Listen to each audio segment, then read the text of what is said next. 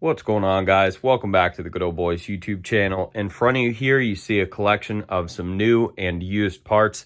So we're going to go over these, and I'm going to explain to you guys kind of what I have here, and also why it's kind of important to have at least a few basic backup parts for your Hawk 250s.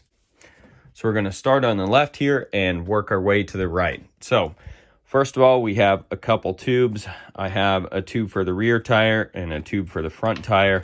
So those are pretty important. If you're going on a long weekend or a long riding trip, you're probably going to want to have a couple tubes with you. On top of these tubes, we have some front and rear bearings, and I'm not sponsored by these guys, but I found that they have quite a few of the oddball seals that you can't find anywhere else, and they're on eBay.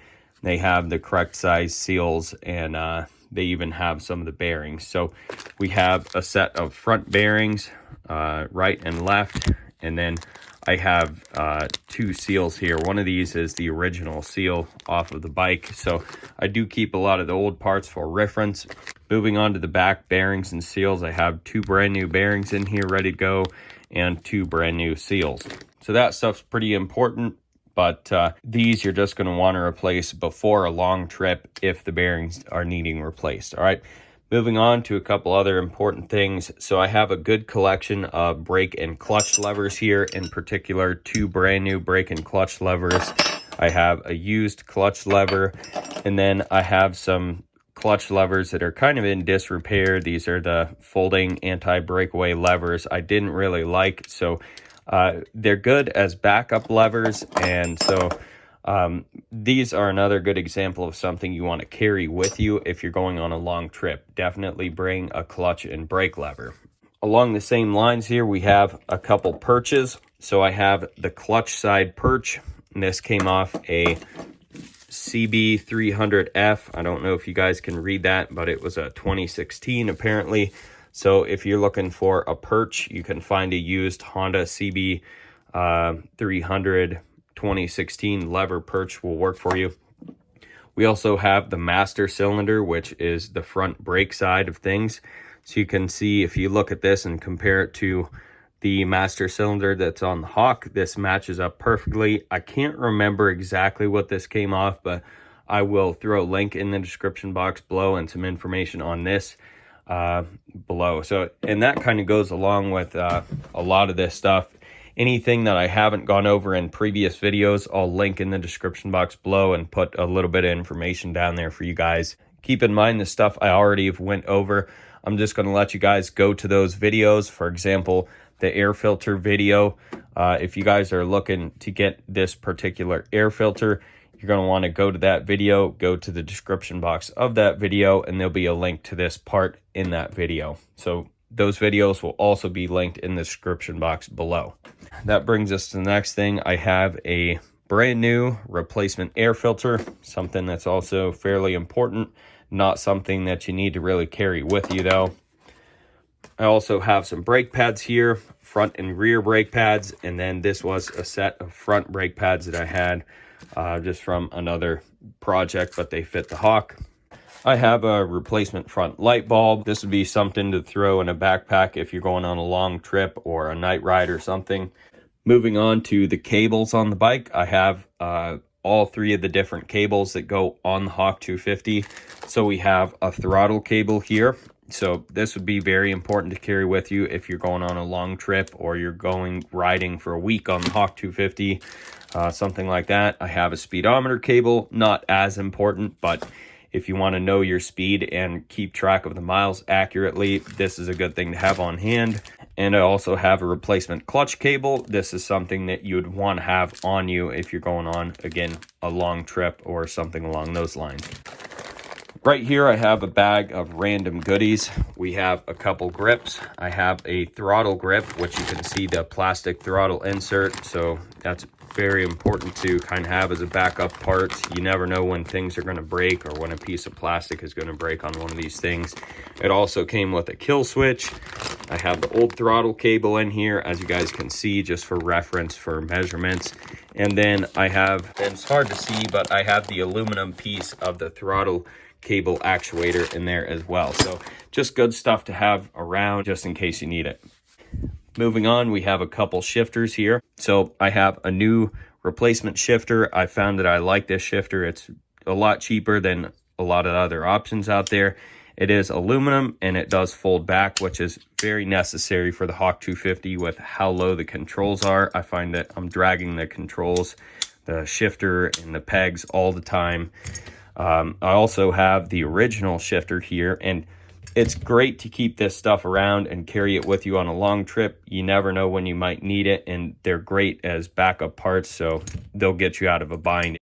This shifter right here fits a CRF 50, XR 50. You can see it is just a little bit shorter than the original shifter, and it sticks out a little bit less. So I personally like it. Again, like I said, you know, I drag the controls on the Hawk 250 all the time. So the shifter being shorter and tucked up under the bike a little bit works out quite well. We'll start with the sprockets. So these sprockets I've used maybe once or twice, but they're still in great shape. And I just never really put many miles on them. So you can see I have new written on them, and you know, they're still good, so I'll just keep them around as backup sprockets. We have a couple sets of swing arm bushings for the rear. I also have some sprocket dampening bushings here. Again, just good parts to have around when you need them in a pinch. I do have the original bezel for the Hawk 250. I took this off, and I never really let you guys know why. It just kind of was not on the bike one day when I was filming. And the reason why is because with this off the bike actually is a little bit quieter. So I kind of like that. I do a lot of riding at night and things like that. So it's nice to keep the bike a little bit quieter. So that's why this is off of the bike. Moving on, I have some fork fluid here. I changed the fork oil out, and there's a bit left in this bottle, actually over half. So I'll have another fork oil change here in this bottle. So when it comes time to change the fork oil again, I've got this laying around.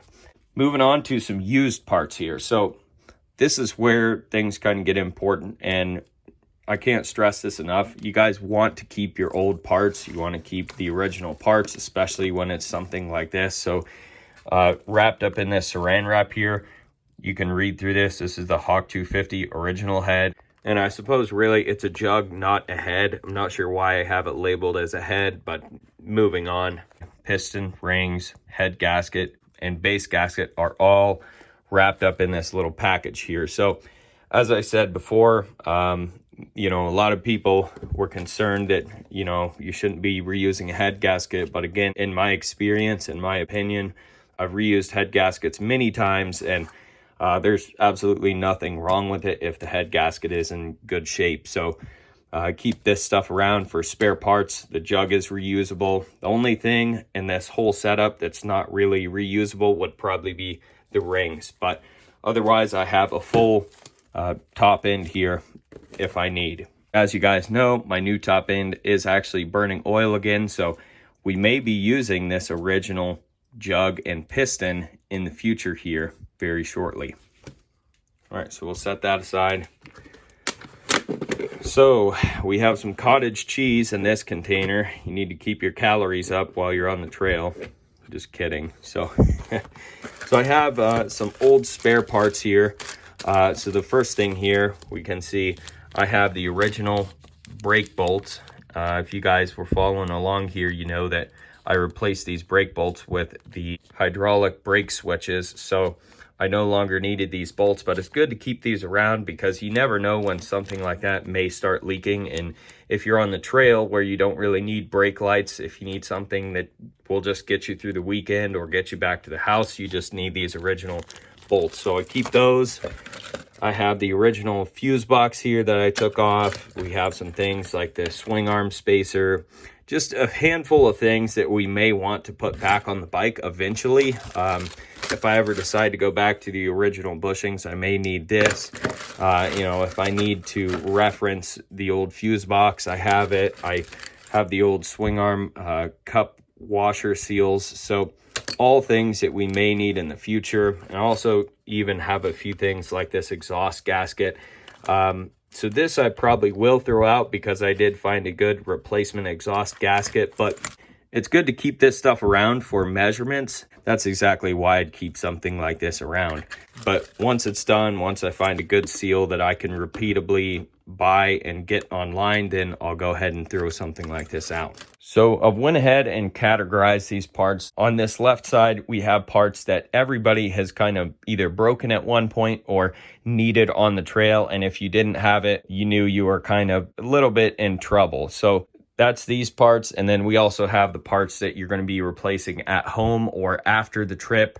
These are going to be the things that, you know, you're going to need special tools to replace. Reason we're separating this out is because this stuff here, you're going to want to be kind of carrying with you on the trails, or, you know, at least have it back at the truck. This is, you know, simple, easy stuff to change. So without these basic things, you simply can't run the bike. Most of all, you guys understand that this is the stuff that commonly breaks or, you know, goes flat, burns out, whatever the case is on the trail. And if you've ever been in that situation, you know, you're kind of in trouble, you know, especially if you have a throttle cable break or a clutch cable break. Maybe the front brake lever broke and you need to go up or down some steep hills where you need that front brake.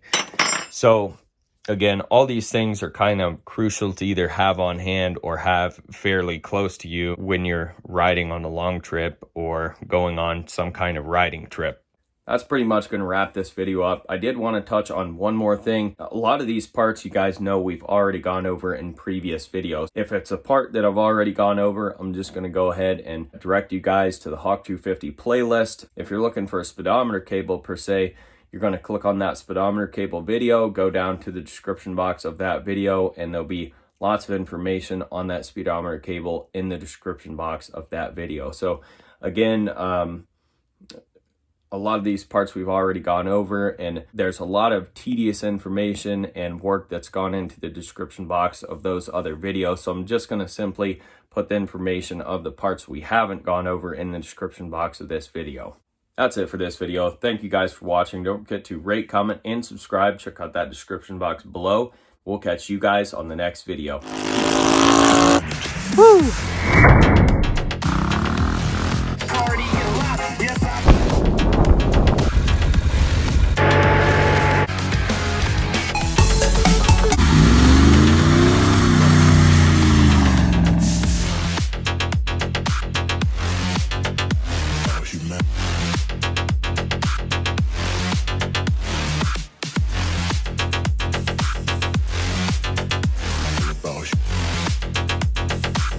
It's all about humanity.